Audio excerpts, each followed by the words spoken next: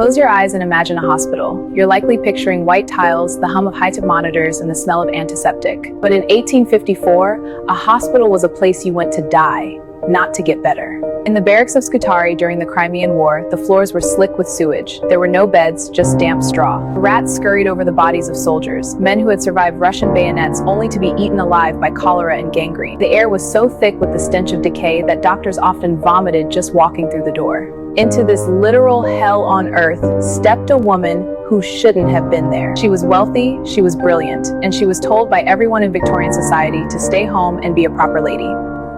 Her name was Florence Nightingale. Florence wasn't born into tragedy, she was born into luxury. Named after the Italian city of her birth, she was a socialite. She was expected to marry a charming suitor, host tea parties, and be a decorative ornament in a drawing room. But Florence had what she called a call from God. She didn't want a husband, she wanted a purpose. She spent her nights secretly studying blue books of hospital statistics by candlelight. When she finally told her parents she wanted to be a nurse, a job then reserved for the lowly and the drunk, the Crimean War broke out and the British public learned that their soldiers were rotting in filth. She leveraged her high society connections to lead a team of 38 nurses into the heart of the conflict.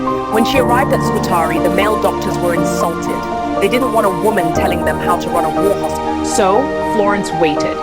She knew she couldn't win with a frontal assault, so she used strategy. She didn't just nurse, she managed. She used her own money to buy scrub brushes.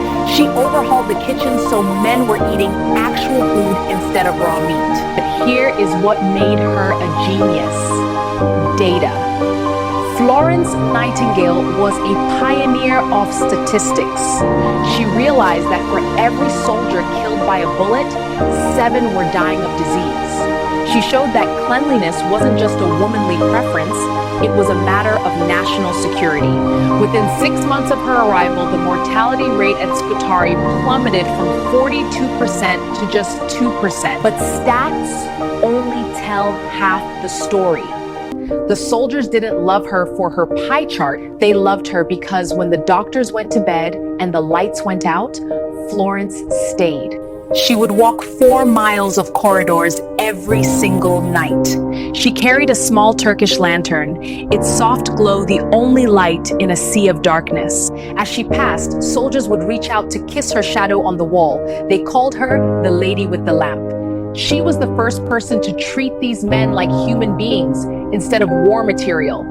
She sat with those who had no one. She proved that medicine without compassion is just mechanics.